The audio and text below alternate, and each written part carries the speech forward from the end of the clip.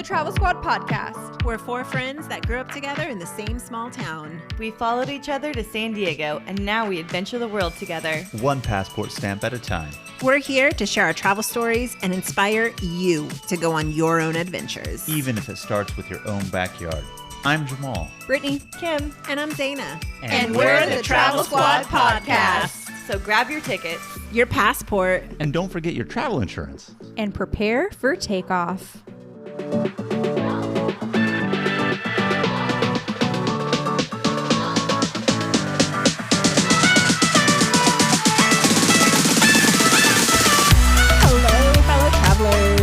Hey. Hi. Welcome to episode 60, Tips for Traveling as a Group. Today, you are going to hear the good, you are going to hear the bad, you are going to hear the ugly, and dare I say, the gnarly things you wouldn't believe that we've shared or experienced as a group.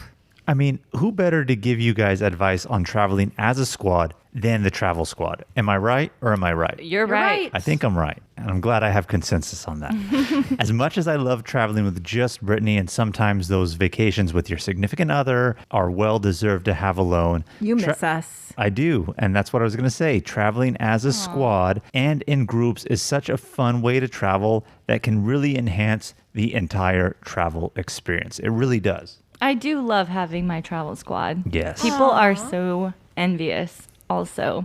Not everyone has like a solid squad like this, but it's super important if you can find one that you hold on to them because they are priceless. Not everybody's a good traveler. And so when you do find a group that you vibe well with and you all kind of have the same travel style, it makes for really fun trips. And yeah, like super rewarding. You bounce off each other. You have more fun. No one wants to have like a negative Nancy or a party pooper in their group. So with these tips, we are going to teach you how to get your own travel squad. And like Kim said, traveling as a group can be so much fun when it's done right. It's really important to establish really good, solid squad to enjoy your trip to the fullest. And today we're giving you all of the tips to help you determine who might be compatible travel partners. And even if you're not looking for a permanent squad to go with on every vacation or your majority of vacations, there may be certain places where you're looking to go as a group. So this episode's for you just as well. Yes, if you can keep that permanent squad going, all the better. But definitely, do keep in mind for any trip that you want to have people on, these tips will be helpful for you. And you may even learn how to be a better travel squad member yourself. Yeah, and then we could have you on the episode and you can tell us. The masters have now become the students. All right, let's get into some tips to start. First tip, when you propose a trip and someone is interested, you want to ask them not necessarily what's your travel style. You want to find that out. You want to ask them, what are you looking to do on the trip? Talk about how you'll split costs, kind of decide and determine those things before you invite them on the trip. And I think you really want to do that because I'm sure this is more an experience that someone can relate to, is where you think that you want to live with friends and then you do and realize, wow, like living as a friend with this person was like a really bad idea. And I'm not saying I've had that experience, but I have. I'm sure most people probably have encountered an experience like that. So even though you're friends doesn't necessarily mean you mesh well in certain situations. So that's why it's always good to put out those feelers really to just make sure trip-wise you guys will be compatible and kumbaya. Last thing you want to do is ruin a friendship over a bad travel experience. And there's so many different questions you can ask. Like, one is budget. Are you guys doing this trip on a budget? Are you splurging on certain things? Are you going all out, balls to the walls, luxurious, staying at Atlantis, the Palm in Dubai, getting crazy? Like, what is your budget and what are you guys willing to splurge on? And also just kind of find out, like, are you going on vacation to relax? Are you guys sleeping in? Are you guys getting up early every day and hitting all of the sites? There's definitely some trips where I know it's a place that has nightlife and I intentionally do not go as a travel squad trip because these guys, although they can rock a Hakkasan night, not big partiers. We can rock a Hakkasan night for sure. I fucking was balls to the walls in Cuba. I didn't even know Cuba was going to be like that, but It definitely was. Yes, I kept up with the best of them in Cuba, guys. And then also importantly, when you're planning a group trip, especially if you're splitting things, you want to talk about how you guys are going to split costs. Are you getting a hotel room? Are you guys splitting everything up front? For example, Jamal and I, we pay for everything usually, and then we Venmo Kim and Zaina. But there are other ways. They pay us to go with them on the trip. I mean, I try to pay up front, but they're like, no, we want the credit card points, so we'll pay for it. That's I'm like, untrue, okay. Zaina. This last trip, Zaina, you were like, can I pay you afterwards? I know. I was going to say, I think I'm still waiting on a Venmo. Yes. But see, that's one of the things. We definitely don't mind doing that. We trust the fact that Zaina and Kim are going to get us back. We know it. So those are good discussions and conversations to have before the fact, really how you guys are going to split things. I've heard instances from friends before where they said, oh yeah, we said we were going to do this. And then they said, oh, I'll go ahead and get the gas. And then when gas came time to be due, they just somehow meandered away and never really paid for it. So you do want to figure out those things. That way you don't ruin friendships, and you guys know, again, what each person is, I don't want to say expected of, but you know what's really going to be happening as you guys travel as a group. I've gone on lots of group trips where it's not so official with who's paying what. Usually you always split the hotel and those kinds of things, but I go on a lot of trips with people where it's like, I'll get this one, you get the next one, and it's really casual and laid back like that, and everyone contributes, and there's no need to be so down to the penny for splitting it, but it kind of works out when everybody has something to contribute. And another thing too is when you travel as a group, just be sure to be flexible and to compromise, because you're taking a group with multiple people, multiple personalities, and you want to stay open to the experience. Yeah, I'm not going to lie. I mean, there's been times where Zayn has suggested something, Kim has suggested something, and been like, I'm not really on board with it, but we go with it, right? Because there's certain things that we want to do that they're not on board with. So it's just having that mutual respect. And even if it comes to it and you guys are somewhere and can split up and don't want to do it, then, don't feel the rigidness to have to stay together the entire time. You guys can split up, do something, but do be flexible on that as well. When have I ever suggested something that made you go, I don't know. You're usually just to show up and go with it. Off the top of my head, I can't really necessarily think of one thing in particular. I can. Yes. In Cuba, you wanted to go to the Ernest Hemingway house, and I sat that one out. That was a good one. I really enjoyed the Ernest Hemingway. I didn't actually think someone was going to say something, but yeah, I guess we did split up on that. See, like off the top of my head, I can't think, but I know it's happened. And see, that's a perfect example of what I said. You guys split up. It's actually do feel nice the need to be able to split up. I mean, if it was just, say, me and Zaina, it's like, I'm not going to make her go to the Ernest Hemingway house by herself. But if you're in a group and you aren't feeling something that some other people are, you don't actually have to do it. So that's a pro right there. So how do we plan for a trip with multiple people? There's so many different ways to do that. And I want to reference episode number 17 of ours. We have put out a step-by-step guide on how to plan a trip and save money doing it. So make sure to check out that episode. But first step is determining the size of your group. The larger the group, the more hectic it may seem, and the more potential for disagreements to arise. And the more likely you're not all going to sit at one table when you go to a restaurant. Very true. That happened in Japan. When we were in Japan, there was a whole crew of us, and that was really the case, wasn't it? It was. We were lucky if we could sit 4 together. Yeah. Yeah. Let alone 2. You can kind of start with, like, if you're renting an Airbnb, it only sleeps 8, then 8 is your group. And once you're at 8, no more. Or even if it has 8, you can have space and luxury and cut it to 6, cut it to 4, and just being like, ooh, look at this big place that I got. So, I mean, do determine who it is that you want to go with. And do keep in mind, compatibility is key. And, if it's for a weekend or some sort of getaway, it's not necessarily so important. But if you're going to be gone for a longer period of time, we're talking 4 days, even potentially plus, then these things definitely do need to have consideration. And during the planning process, it might be good to divide up the responsibilities of the group, because planning does take a lot of time and effort. So you might put one person on booking the hotel, another person on booking and researching transportation around the city, and then someone else kind of like pulling all of the highlights together, so that you're dividing the responsibilities of the group to do the research. I know my responsibility. I'm driver. What is yours, Brittany? I'm typically the planner or putting everything together. Kim? You know, I'm the one that finds the cool, fun stuff to do. The rooftop bars and Thai food.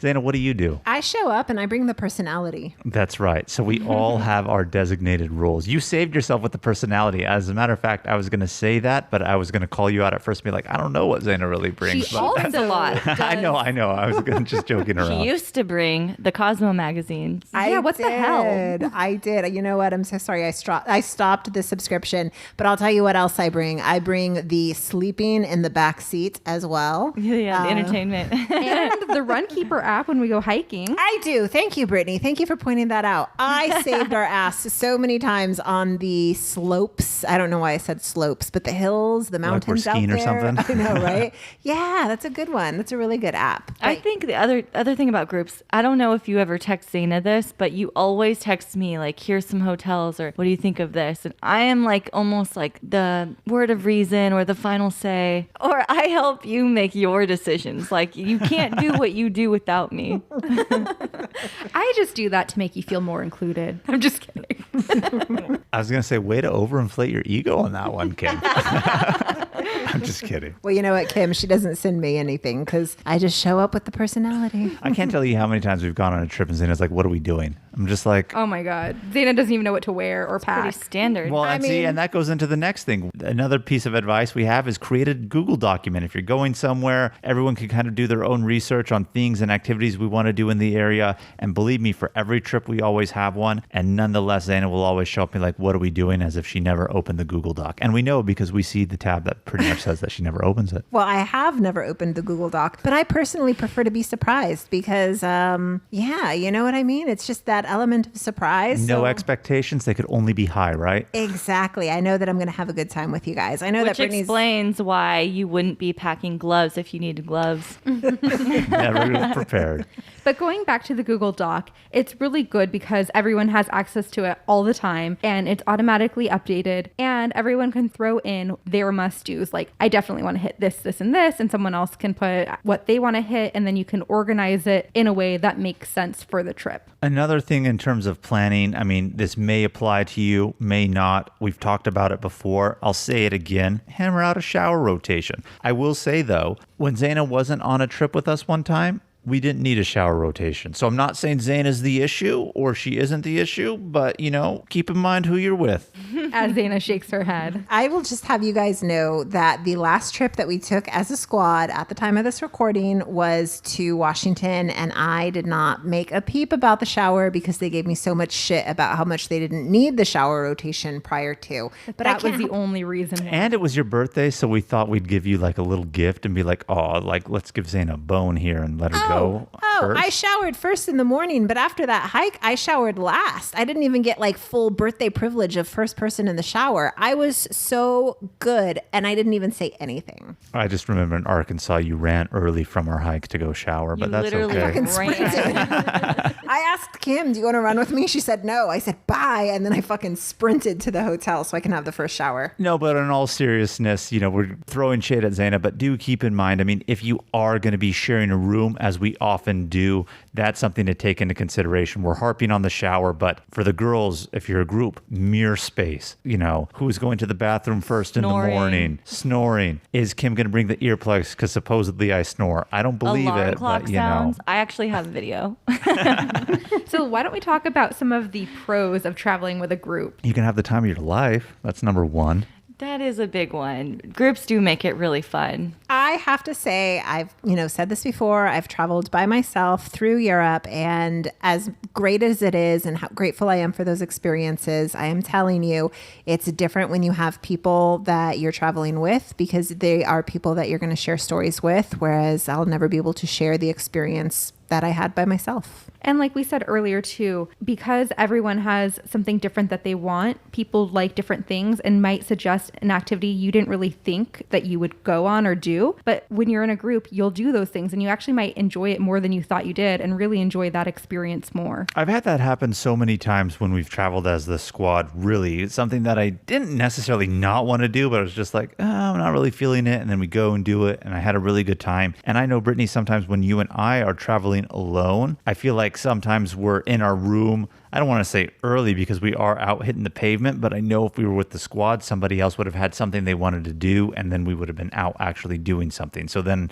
in those moments, I'm thinking to myself, oh, what am I really missing out on? Because I didn't have Kim or Xana to make a suggestion and be like, oh, let's do something and not just go back to the room right away. Oh, that's right. The We would not be going back personalities. to the room that early. We would have hit a rooftop bar if Kim was here for sure. Boom. Well, I got to tell you, even when we were in Cuba, Kim said that we're going to be going to Trinidad, which is south of Havana, like about a 5-6 hour drive, just to go to a nightclub in a cave. And I wasn't opposed to it, but I was just like, okay, cool. And let me tell you, they were pulling me out of the nightclub. You wanted to stay in while that guy was licking your face, didn't you, Xana? Oh my gosh. You guys got to listen to Cuba and hear about how the guy licked both Kim and my faces without realizing it. But yeah, I remember sitting on the couch at 11 o'clock feeling tired saying, I'm going to go, but I think it's going to be an early night for me. And as soon as you get there, bam. No, not even when you get 4 there. a.m. is early? I know, right? No, you know what it is? They were serving mojitos as we walked up the hill to get to the cave. For And $1. on. Another thing too, Xana, when we went to Boise, Idaho, we had talked about going tubing, and you were like, okay, I'll go tubing. How was snow tubing? Not to be confused with river tubing. Yeah, she for the thought we were going to record. river tube in the middle of winter out in Boise, Idaho. That's why I wasn't too excited. I didn't check the Google Doc, and Brittany's talking about tubing, and she's like, do you want to do the 10 a.m. or do you want to do the 12 p.m.? And I was like, why don't we do the 12 p.m.? And I'm thinking to myself, 12 p.m., dude, that's when the sun's going to be fucking out if we're going to be going down a river in Idaho.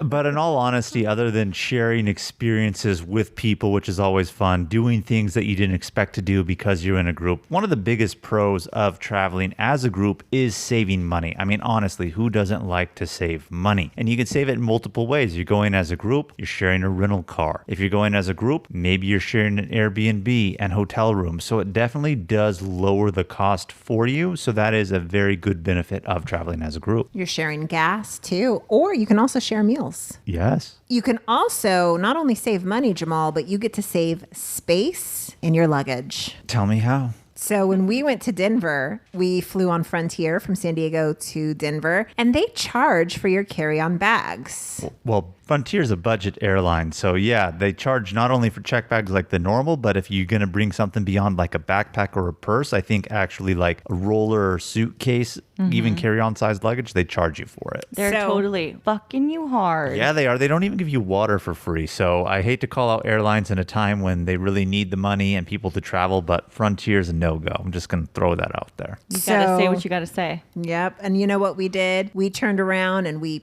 right back. Double fist them back. Boom.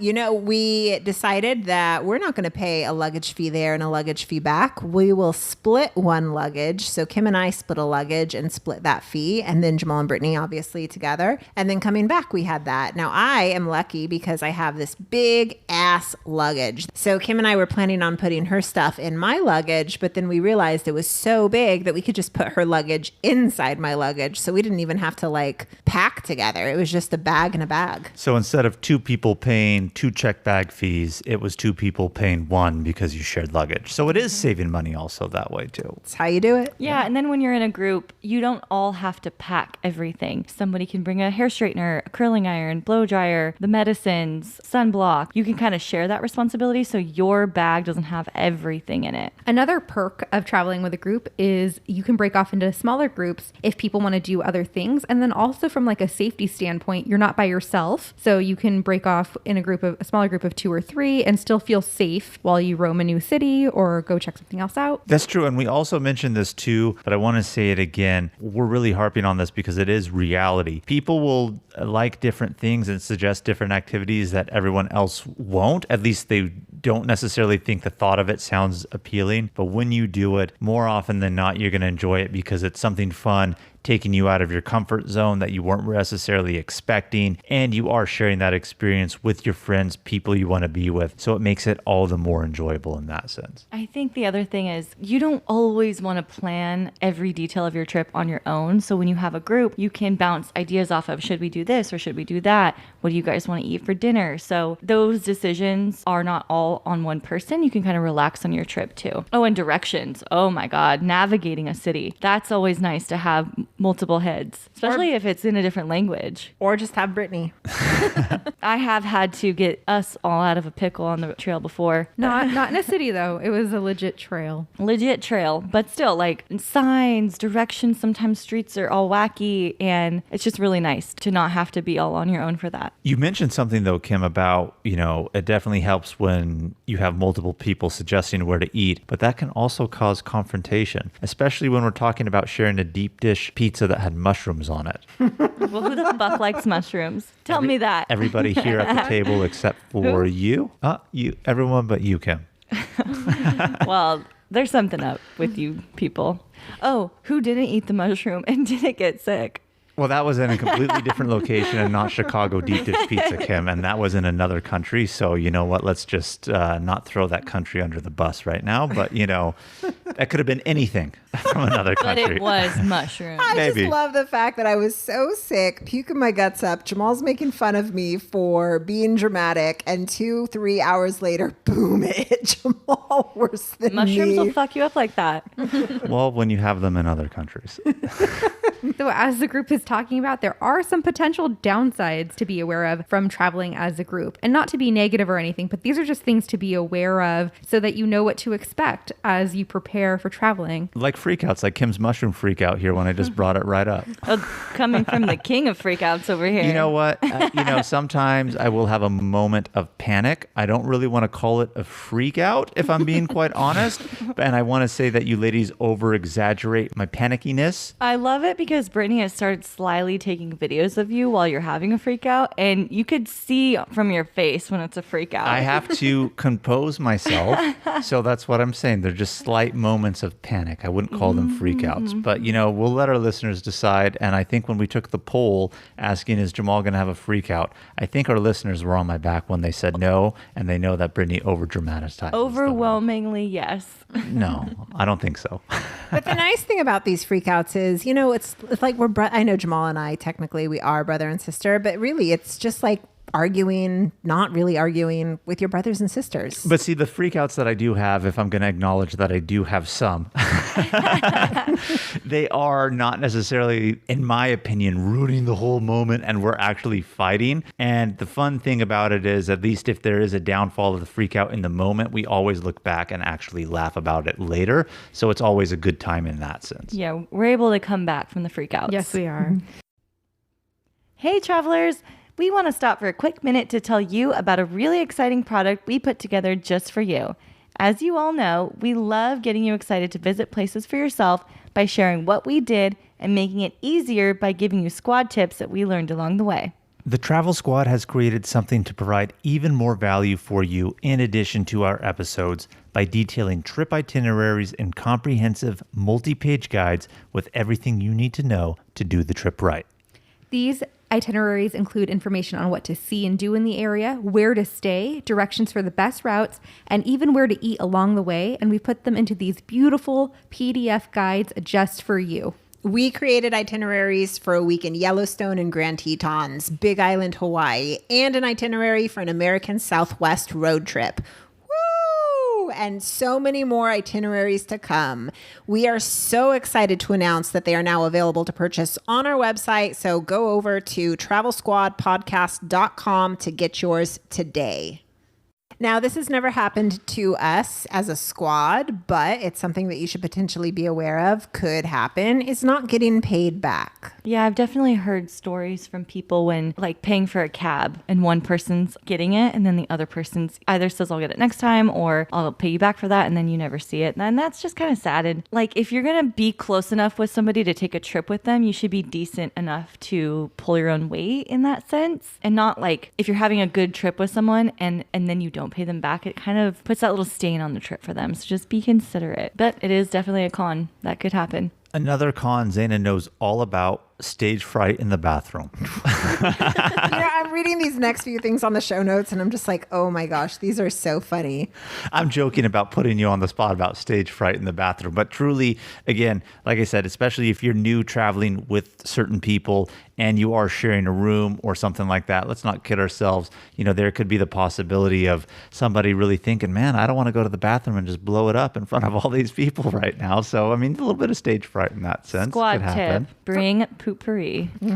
It truly works. It really does. It's funny because I feel like you spray it before we go in, Kim. That's I like have why to we bring spray it. it at all times just in case you guys left something in there. I don't know. But hey, if you do get stage fright, do a little poopery, turn on the water faucet, and maybe send some people away, like go get towels from the front desk or something. Or go use the restroom in the lobby. For the record, I don't have stage fright with the squad. Sometimes, you just can't use the restroom when you're on a vacation. And it's scientifically been proved that your body gets just not stage fright. I feel like stage fright isn't the word, but that something's different. That something's up. No, it's true. I won't deny, like when I go camping, for example, if it's a couple days, I feel like I can't go. You know what I mean? And I think it's because my body knows I really don't want to use campground restrooms. So the next one is, I'm curious as to who put this one on here, but people fart in their... I can't even say it. People fart in their sleep or under the covers, and they could potentially Dutch oven. Potential Dutch oven, as if it's like accidental. Somebody turns the covers, or someone turns and then rolls over and accidentally covers somebody's face. I think I know who this pertains to. We have never Dutched oven as a squad. But I'm not going to throw out a name, but I think I know who it is. I say right now, when this episode airs, we put out a poll and we see out of us 4 who our listeners think is the Dutch ovener. And I think no one has ever Dutched oven, ever, unless you guys are Dutch ovening when Kim and I aren't in the room. you guys get off on that kind of thing. No, we don't. No. But maybe we hear stuff when you guys are asleep and don't realize you guys are doing it to each other. That's all I have to say.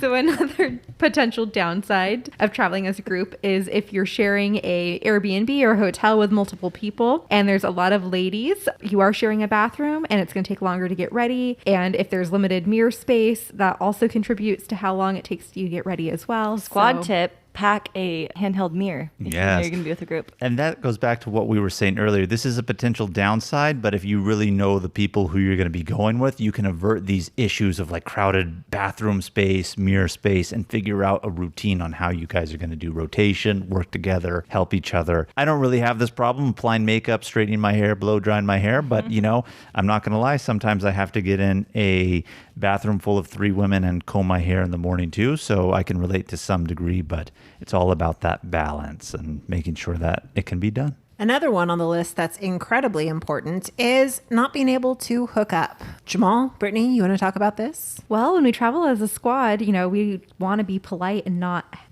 I don't even know what to say, and not hump each other while you guys are in the room.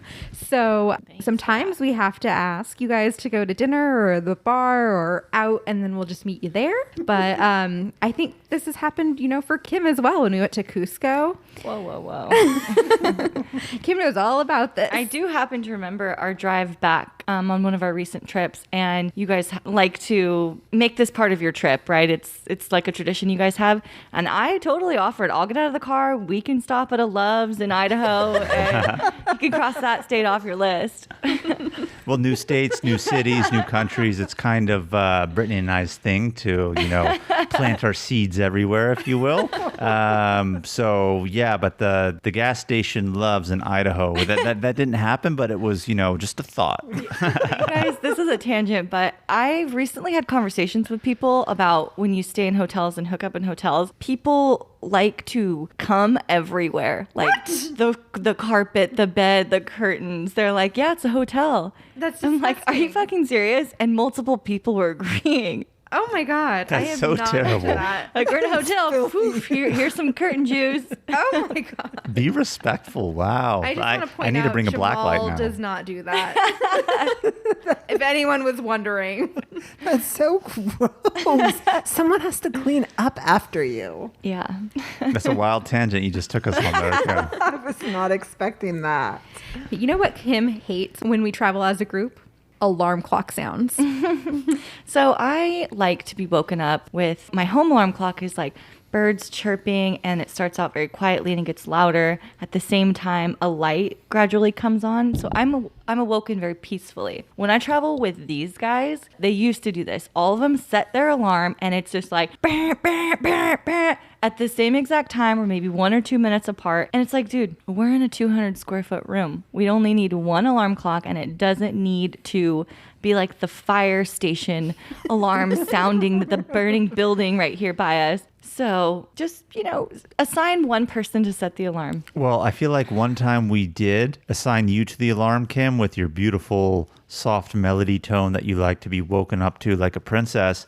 And you ended up waking up and did not wake the rest of us up to get ready. So, you have your system, but sometimes However, it don't really work I out. immediately got in the shower because I was first in the rotation.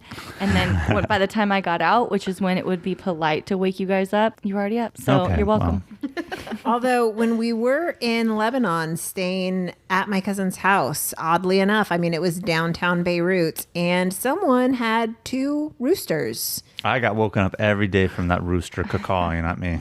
There was 2. Like, one decided to take a nap, and then the other one got up and started to Oh my God. Well, that wasn't an Awful. alarm clock in a sense set up on a phone. It was a circumstance of happenstance, if you will. But, it is what it is. But another thing, potential downfall, and, this happens a lot. The ladies are snorers. I have to bring earplugs sometimes Wow. and put them in. And so they really do help me out. So just be aware that, the ladies might be the snorers. They're the unsuspecting ones.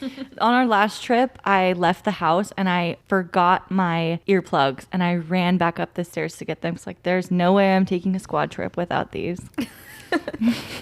The last potential downfall that we're going to talk about is sometimes there's a bit of indecisiveness within the group. Like, where should we eat? And everyone's hungry, but no one's making a decision. And so everyone just gets frustrated, and then there's just no decision made for a while. Sometimes Kim will throw out, I don't care. When Kim says, I don't care, things are getting real serious over there. I think you need to put in your first aid kit, like a little bit of snacks, some almond butter or something, just in case.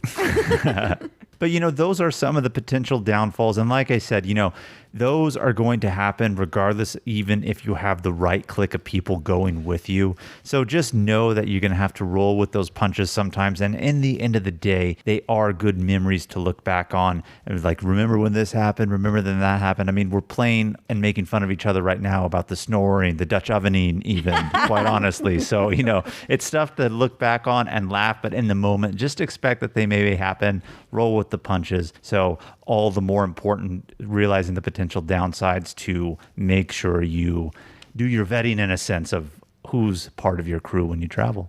Any final thoughts, ladies, on advice on making the perfect travel crew? Last thought is just that, yeah, you can do all these questions and all this prep, but sometimes you do end up on a trip with people that aren't as fun, and sometimes you end up on a trip with a group that you have so much fun with. So I totally, highly encourage you to travel as a group. Yeah, some of my best travel memories, again, as much as I love traveling alone with Brittany, certain places, certain things, honestly, some of my very best travel memories are with the squad and other trips that I've taken with my guy friends back in the day, before we all got married, settled down. Makes it more difficult that way to travel in those types of groups, but still the group traveling experience is not to be missed, and it's definitely a great part about traveling. I love our squad. There are times where we're on a trip and it's so fun that I start to get sad just thinking about the fact that this trip is going to end because it's just so fun. All right, I think it's that time, Kim. Ooh.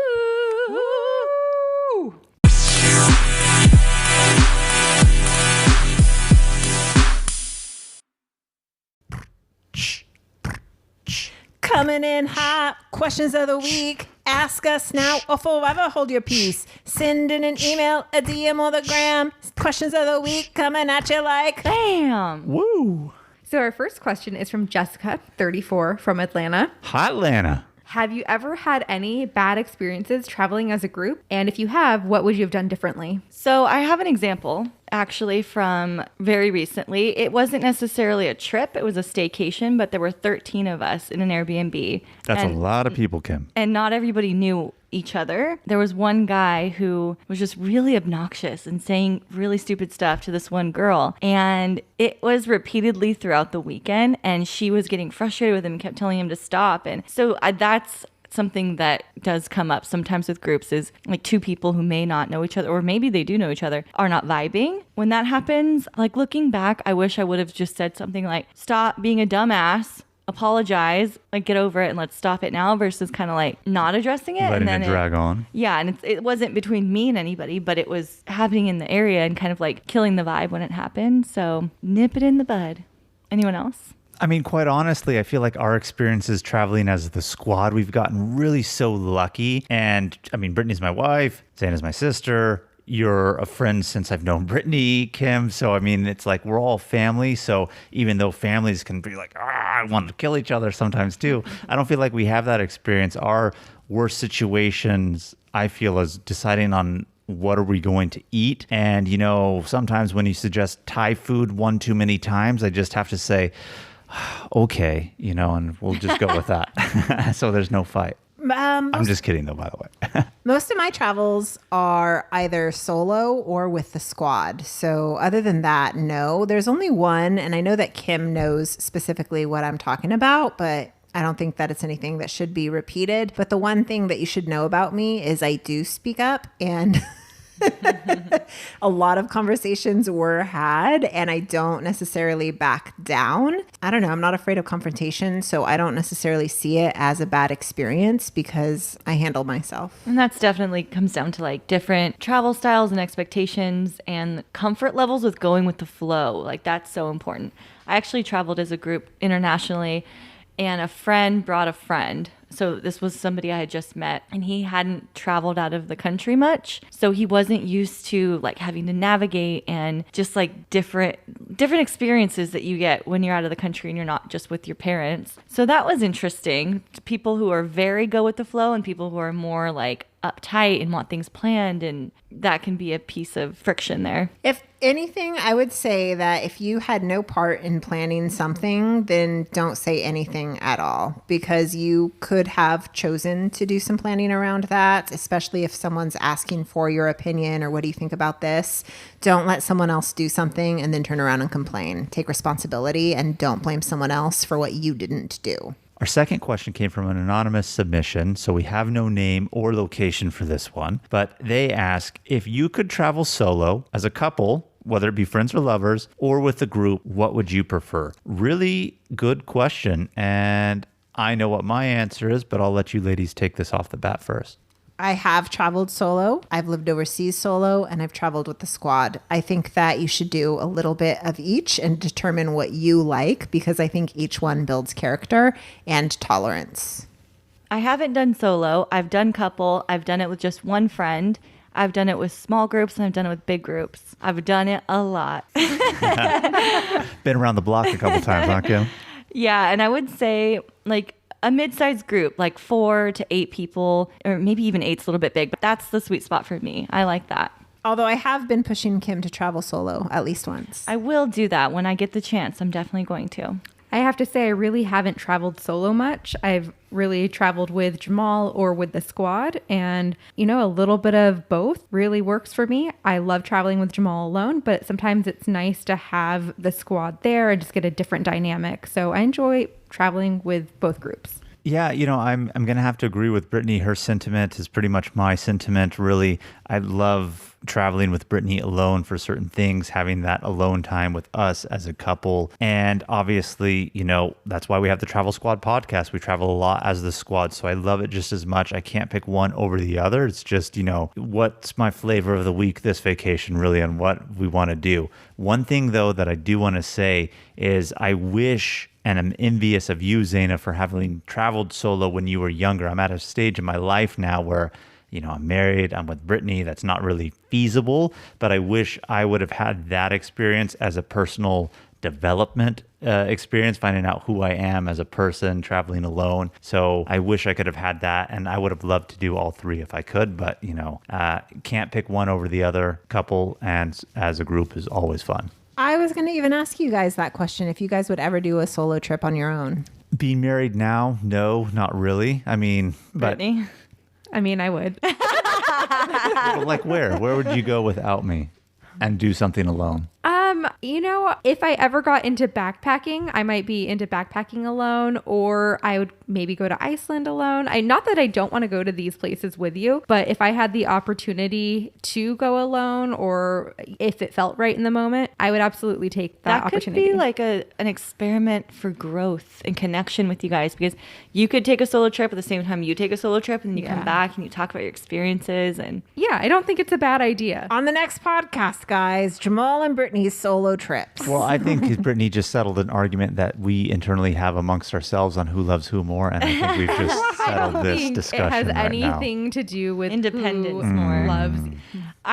You know what else I think would be really cool is taking a trip where you just go to the airport and go up to the desk and buy a ticket. Oh, that would be really yeah. fun. And you're packed for whatever. I mean, one, that sounds fun, Kim, but I just want to go back. I could travel alone. I thought at this point, quite honestly, why would I if I was with Brittany? But if she's on board for it, believe me, I'm about ready to take my solo trip right now, too. No qualms about it. Good Just want to for throw you that guys. out there. Good for you guys. And you know what, Kim? I remember one time I did buy a one-way ticket from San Francisco to Dublin, and I had no plans after that. So Did you know you were going to go to Dublin when you went to the airport? I did, because Dublin was, I think it was $300 one way from San Francisco to Dublin versus Madrid or Paris or Portugal. And I had already been to all those places, but those one-way tickets were like $700 at the time. And so Dublin won by a long shot, because it's like, holy shit, that's so cheap. But yeah, I mean, I have showed up when I was on that trip to different places and just kind of figuring it out.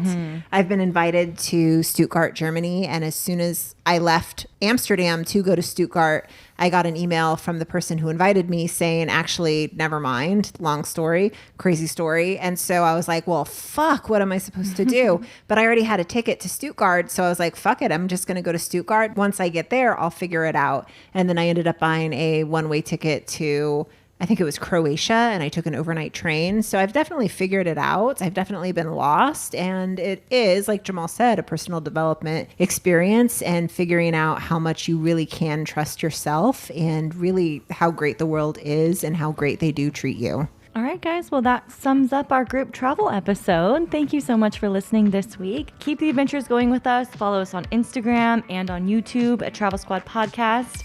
Tag us in your adventures. Let us know where you're going. And I want those questions of the week. And if you found the information in this episode to be useful, or if you thought we were just plain funny and brought the personality, please share it with a friend that would enjoy it too. And as always, guys, please subscribe, rate and review our podcast, and be sure to check out, rate and review us on YouTube just as well. And check in every Travel Tuesday for new episodes. Stay with us for next week's episode. We have some more amazing adventures and tips in store for you. Woo! Bye, everyone. Bye.